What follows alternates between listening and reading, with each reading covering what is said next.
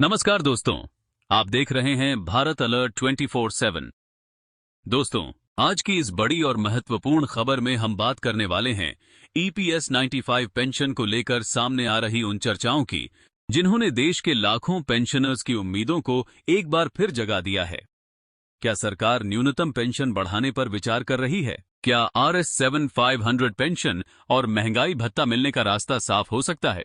आखिर ईपीएस 95 आंदोलन के राष्ट्रीय अध्यक्ष अशोक राउत ने क्या बड़ा बयान दिया है और आने वाले दिनों में सरकार क्या फैसला ले सकती है?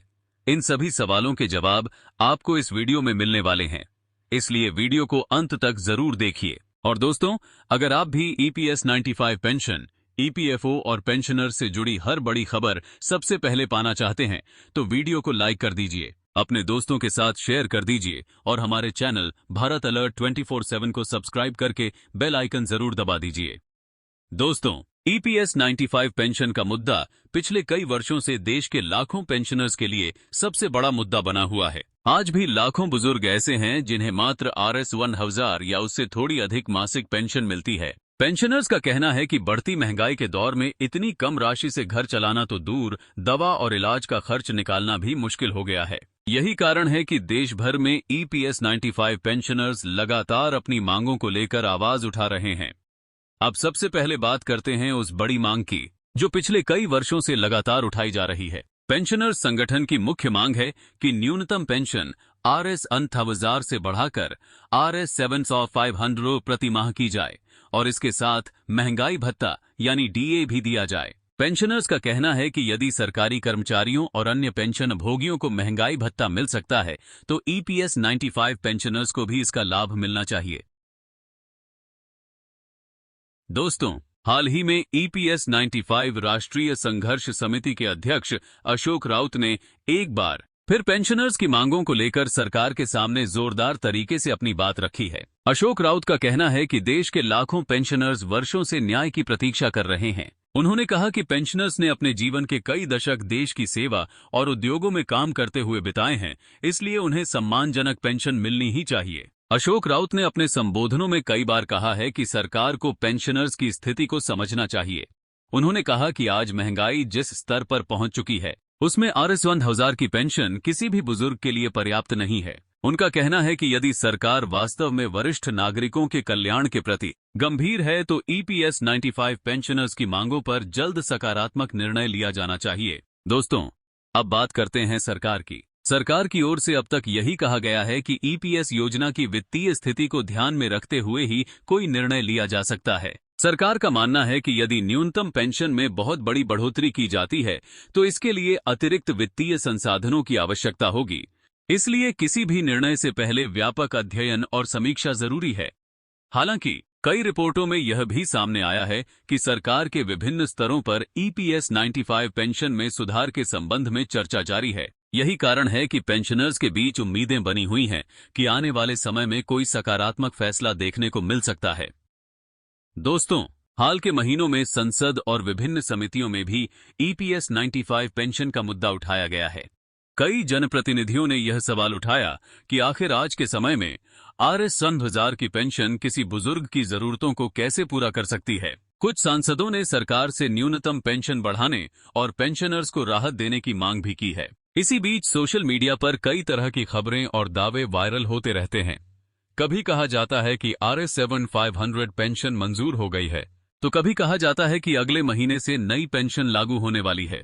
लेकिन दोस्तों, आपको बता दें कि अभी तक सरकार की ओर से RS 7500 न्यूनतम पेंशन लागू करने की कोई आधिकारिक घोषणा नहीं की गई है, इसलिए किसी भी वायरल संदेश पर भरोसा करने से पहले आधिकारिक सूचना का इंतजार करना जरूरी है। दोस्तों, दिल्ली सहित देश के कई हिस्सों में ईपीएस 95 पेंशनर्स ने लगातार प्रदर्शन और आंदोलन किए हैं। इन आंदोलनों का उद्देश्य सरकार तक अपनी मांगों को पहुंचाना और न्यूनतम पेंशन बढ़ाने के लिए दबाव बनाना है। अशोक राउत और उनके संगठन का कहना है कि जब तक पेंशनर्स की मांगें पूरी नहीं होती, तब तक संघर्ष जारी रहेगा। अब सवाल यह उठता है कि आगे क्या हो सकता है। विशेषज्ञों का मानना है कि सरकार आने वाले समय में ईपीएस 95 पेंशन की समीक्षा कर सकती है। कुछ जानकारों का मानना है कि सीधे RS7500 पेंशन लागू करने के बजाय सरकार चरणबद्ध तरीके से राहत देने का रास्ता अपना सकती है।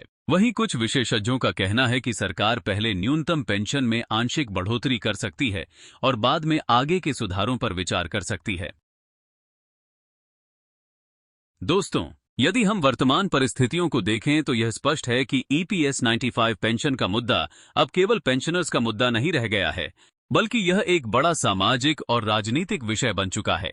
लाखों परिवार इससे जुड़े हुए हैं और हर कोई सरकार के अगले कदम का इंतजार कर रहा है। इसी कारण आने वाले दिनों में EPS 95 पेंशन को लेकर बैठकों, चर्चाओं और राजनीतिक गतिविधियों में तेजी देखने को मिल सकती है। अशोक राउत लगातार यह कह रहे हैं कि पेंशनर्स को उनका अधिकार मिलना चाहिए और सरकार को इस दिशा में जल्द फैसला लेना चाहिए। दोस्तों, अगर भविष्य में न्यूनतम पेंशन में बढ़ोतरी होती है तो इसका सीधा लाभ लाखों पेंशनर्स को मिलेगा। इससे बुजुर्गों की आर्थिक स्थिति में सुधार आएगा और उन्हें अपनी दैनिक जरूरतों को पूरा करने में सहायता मिलेगी।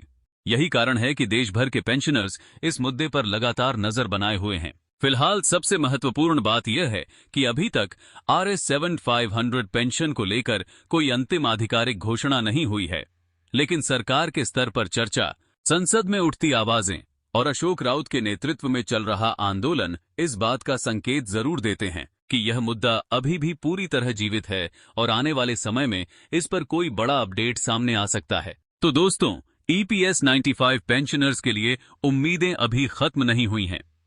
आने वाले दिनों में जो भी बड़ी खबर, बड़ा फैसला या बड़ा अपडेट सामने आएगा, उसकी सबसे तेज और सटीक जानकारी हम आपके लिए लेकर आएंगे। आप क्या सोचते हैं? क्या EPS 95 की न्यूनतम पेंशन RS7500 होनी चाहिए? क्या सरकार को महंगाई भत्ता भी देना चाहिए? अपनी राय हमें कमेंट बॉक्स में जरूर बताइए।